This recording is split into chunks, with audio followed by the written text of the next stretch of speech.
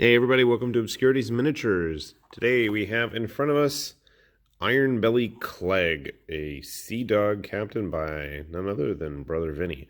So Brother Vinny makes quite a few interesting sculpts. Most of them tend to be of scantily clad, if clad at all, ladies of very curvaceous proportions. However, Brother Vinny also does do a lot of cool sci-fi and post-apocalyptic type models, but today we're not looking at any of those. We're looking at a Deep Wars model he's made. So we have Ironbelly Klegg. Now this is an older card. Now originally I don't think any of the game figures actually had cards. It was all in the rule book.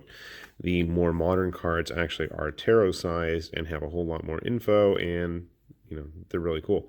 Not to say that this is completely useless in any way, shape, or form.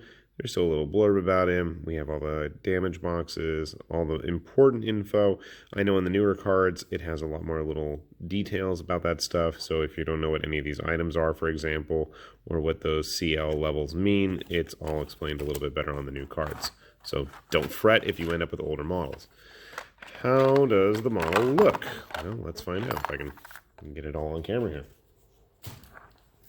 So Ironbelly here is a fortune hunter, and the fortune hunters are the regular ho-hum everyday humans that find themselves fighting for their lives in a very crazy, highly industrialized underwater game. So you can see he's got a very 1800s looking dive suit, but he's got these cool lights. I really like that helmet he's got.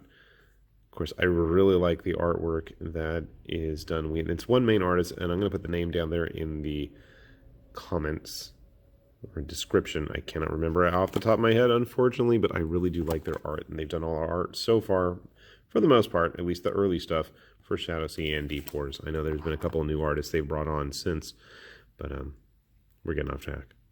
So, construction-wise, not too complicated. He's got a crazy blunderbuss here and a big honkin' anchor to bash his foes with. Of note is the fact that you're going to probably, at least I'm going to have to clean out those ports where his hands are going to attach to the model. Another interesting note is that just about every single, and I mean just about every single, there might be a few outliers, but almost every Deep Wars and Shadow Sea, for that matter, basically I should just say Antimatter Games models, tend to have some kind of cool little scenic base topper, and Ironbelly here is no different. He's got a pile of booty behind him.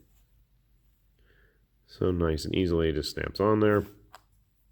And then they use lipped bases that are designed to have these, so you can just plop him on like so, and he will be good to start exploring the ocean's floor. And what am I looking for? I'm looking for my witch hunter friend, just to give you a good size indication. So they are a little bit bigger. Obviously, he is supposed to be a guy in a suit, so it would make sense if he's a little bit taller. He does have the height advantage of the base. I don't know if he would stack up as well with, say, a Malifaux model or Age of Sigmar type model. And this is also an older sculpt. Most of the newer models that come out from Antimatter for both games that they produce tend to all be CG 3D sculpts and renders. Whereas I believe the Brother Vinny stuff and a lot of the earlier models were still hand sculpted. But the game's been around for quite a few years at this point, so that would explain why. Let me get some kind of a tool to try to drill those out, and we'll get him put together, and we'll show you what it looks like at that point. So we got Ironbelly all finished up here. You can see here he's a good size. His weapon's fully equipped. And I gotta say, looking at him, yeah, I know he's made specifically for an underwater kind of Victorian era steampunk magic industrial age underwater combat exploration game, but I bet you could totally get away with using him in some kind of a post-apocalyptic or sci-fi setting. I mean, it looks like a really junky spacesuit, so using our marine friend whose backpack is coming all kinds off there, you can see it's a good size scale. The mantic figure as well, just to get a good size comparison. Obviously, our Basilian friend here is one of the newer sculpts, so he's a little bit bigger. I thought, what about using him in a truly post-apocalyptic scale game. So using a Fallout model as reference, you can see here he's got some junky power armor. He totally could work. I mean, his weapons are crappy enough for a post-apocalyptic game too. And why not have a pirate's booty treasure chest behind him?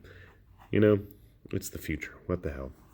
Anyway, it's definitely a cool sculpt, definitely a good sculptor, and it's got a lot of charm all over all the various straps, stitching, the high-tech robot leg that has replaced his human one, those funky lights all over his helmet, and the oxygen tanks. He's got a lot going on. Very cool looking model. So if you like that kind of steampunk dive suit look, definitely look into the Fortune Hunter faction for Deep Wars.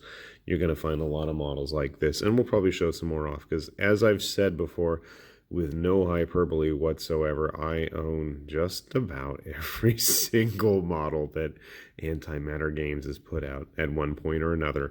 I've owned them, just about all of them. And I have quite a few that still need painting. So we'll hopefully see more of these in the future. And I will leave a link below if you're curious to check out their games or their website. They have all kinds of interesting stuff there. And hopefully you found this somewhat useful and enjoyable. So with that said, this is High Lord Tamberlane with Obscurities and Miniatures saying thanks for watching, and hopefully we'll see you back here later soon. Bye-bye.